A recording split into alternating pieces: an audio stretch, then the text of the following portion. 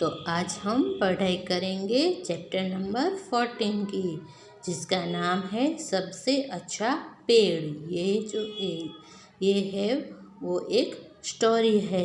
तो इस स्टोरी में पेड़ों के बारे में बताया गया है। आपने तो देखा ही होगा, आपके घर के आसपास, हमारे स्कूल के गार्डन में भी बहुत सारे पेड़ हैं और सब पेड़ की अपनी अपनी विशेषता होती है। सब पेड़ हमारे किसी न किसी काम तो आते ही है, इसलिए ये तय करना मुश्किल होता है कि कौन सा पेड़ है वो सबसे ज़्यादा अच्छा है, क्योंकि हर एक पेड़ की अपनी अपनी विशेषता होती है और हर एक पेड़ का अपना अलग अलग काम होता है। तो इस स्टोरी में भी पेड़ों के बारे में वर्णन किया गया है। तो शुरू करते हैं चैप्टर नंबर 14, जिसका नाम है सबसे अच्छा पेड़। 3 भाई थे। एक दिन सुबह के समय तीनों नए घरों की तलाश में निकल पड़े। गरम गरम धूप में वे सड़क पर चलते चलते चले गए। थोड़ी देर में आम का एक बड़ा पेड़ आया। उसके नीचे ठंडी छांव थी।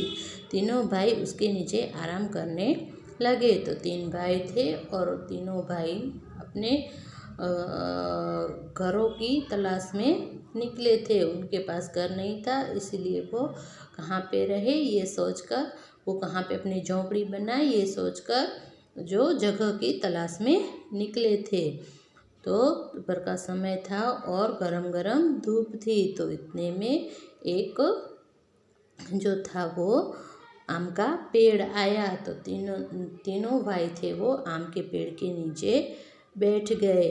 और वो आम का पेड़ तो बहुत घटादार होता है, तो उसकी घनी छाँव में वो बैठे। तो वो धूप में चलते हुए थक गए थे, इसलिए उसकी छाँव थी वो उन्हें ठंडी और अच्छी लगी।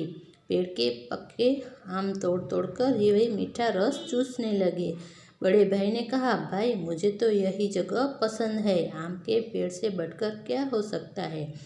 आम कच्चे होंगे तो हम अचार बनाएंगे और जब वे पक जाएंगे तो हम मीठे मीठे आम खाएंगे। कुछ आम हम बाद में खाने के लिए सुखा कर रख लेंगे। तो तीनों भाई जो थे वो झोंपड़ी बनाने के तलाश में जगह ढूंढने तो निकले ही थे। तो जो बड़ा भाई था वो उसने कहा कि मुझे तो ये आम का पेड़ पसंद है, क्योंकि हम उसके फल है वो तोड़ के खा सकते हैं।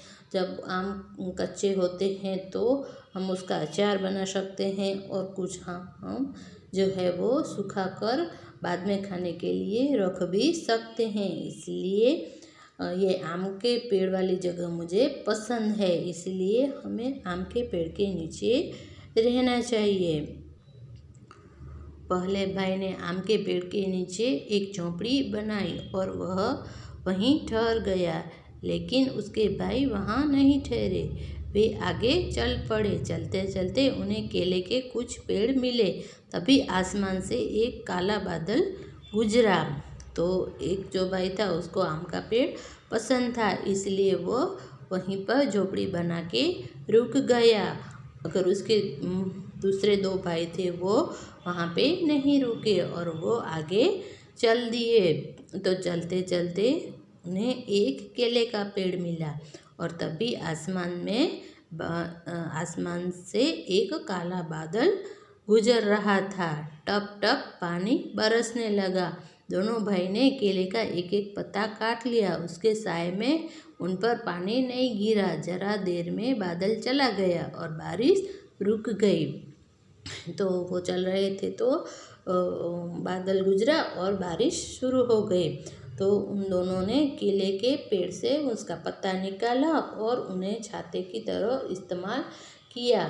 तो उन पे बारिश के बूंदे नहीं गिरी और थोड़ी देर बाद बारिश रुक गई। दूसरे भाई ने कहा, बड़ी भूख लगी है, मुझे भी। तीसरे भाई ने कहा। दोनों ने केले का एक पत्ता चीरा। उन्होंने एक एक टुकड़े पर खाना परोसा और दोनों ने भरपेट खाया।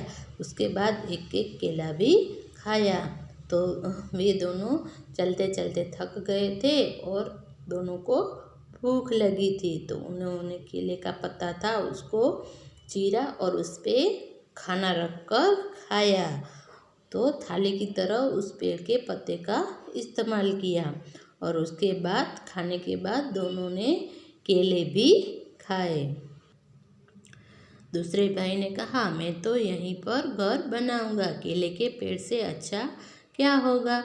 बढ़िया केले खाने को मिलेंगे, उनकी सब्जी बनाएंगे, कुछ केले हम बेच देंगे, उनके पैसे से हम चावल खरीद लेंगे और केले के पत्ते भी काम आएंगे। इसलिए दूसरे भाई ने वही अपनी झोपड़ी बना ली। फिर दूसरे भाई ने कहा कि मुझे तो ये केले का पेड़ पसंद है, उसके हम फल खा सकते हैं, उसके फल हम केले फल यानी कि केले बेच भी सकते हैं, केले की हम सब्ज़ी भी बना सकते हैं और केले बेचकर जो पैसे आते हैं उससे हम अपनी चीज़ें भी खरीद सकते हैं और उसके जो पत्ते होते हैं वो भी काम आते हैं। इसलिए दूसरे भाई ने कहा कि मैं तो यहीं रहूँगा। उसने केले की पेड़ के नीचे ही अपनी झोंपड़ी बना ली। मगर तीसरा भाई आगे बढ़ता चला गया। चलते चलते उसे नारियल का एक पेड़ मिला। पेड़ बड़ा लंबा और पतला था। तीसरे भाई ने कहा, कैसी प्यास लगी है। तो जो तीसरा भाई था वो केले के पेड़ के नीचे नहीं रुका, वो आगे चला गया। तो आगे बढ़ता गया तो उसे एक नारियल का पेड़ दिखा और नारियल का पेड़ तो बहुत ही लंबा होता है और पतला होता है और वो उसके नीचे बैठा और वो सोचने लगा कि मुझे तो बहुत ही प्यास लगी है। टप एक नारियल ज़मीन पर टपक पड़ा।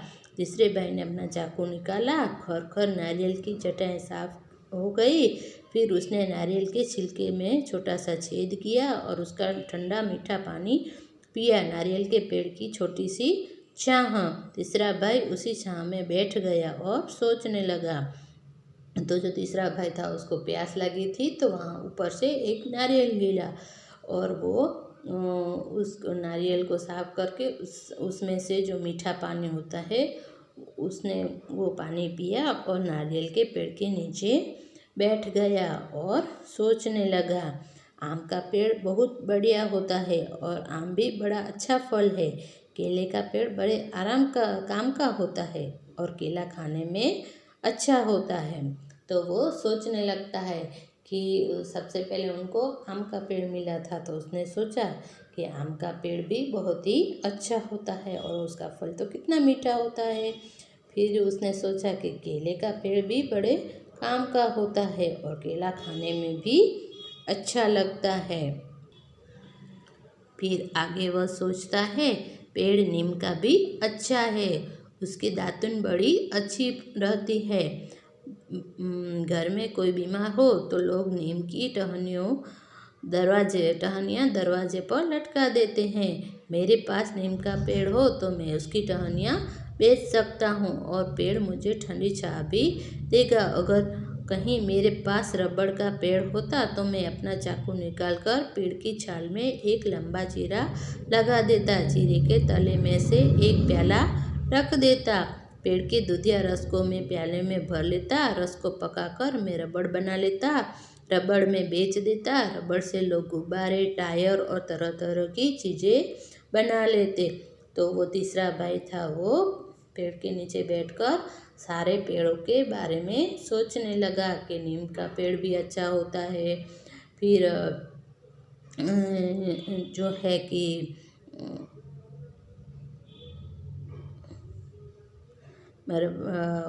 वो सोचता है कि नीम के पेड़ की छाँव भी बहुत अच्छी है और उससे हम उसकी टहनियाँ बेच सकता हूँ, वो छाँव भी अच्छे देते हैं। और फिर सोचता है कि मेरे पास रबड़ का पेड़ हो तो मैं उससे रबड़ भी बना सकता हूँ और बेच सकता हूँ।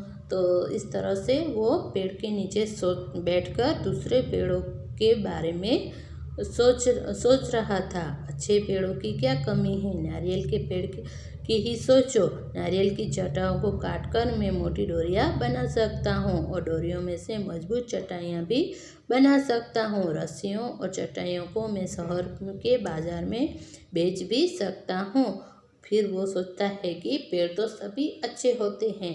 फिर वो तो नारियल के पेड़ के नीचे बैठा था, तो उसने सोचा कि नारियल का पेड़ भी तो अच्छा होता है, उसकी मैं टहनियाँ काट कर उसमें से डोरियाँ बना सकता हूँ और डोरियों से मजबूत चटाइयाँ बना सकता हूँ, रस्सियाँ बना सकता हूँ और उसको बाज़ार में बेच सकता हूँ। मैं नारियल का पानी पी सकता हूँ, मैं नारियल की गिरी खा सकता हूँ और कुछ गिरी सुखा कर मैं खोपरा भी तैयार कर सकता हूँ। खोपरे को पेर कर मैं घोले का तेल निकाल सकता हूँ। घोले का तेल साबुन और कितनी ही चीज़ें बनाने के लिए काम आता है। नारियल के छिलके को साफ करके कटोरे और प्याले भी बना सकता हूँ। ठीक है, तो मेरे लिए तो यही पेड़ सबसे अच्छा है, मैं तो इसी के नीचे ही घर बनाऊंगा। ऐसा सोचकर वो नारियल के पेड़ के नीचे अपनी झोंपड़ी बनाकर रहता है। इसीलिए तीसरे भाई ने नारियल के एक तले अपनी कुटिया बनाई और मज़े से रहने लगा। तो इस प्रकार से उसको नारियल का पेड़ अच्छा लगा और वो उसके नीचे अपना घर बनाकर रहने लगा। तो इस स्टोरी से हमें इस स्टोरी में हमें जो है अलग अलग पेड़ों के बारे में इस स्टोरी में जानकारी दी गई है और हर एक पेड़ की अपनी विशेषता है। कोई भी पेड़ है वो बिना काम का हो ऐसा नहीं हो सकता। हर एक पेड़ हमारे काम आता ही है।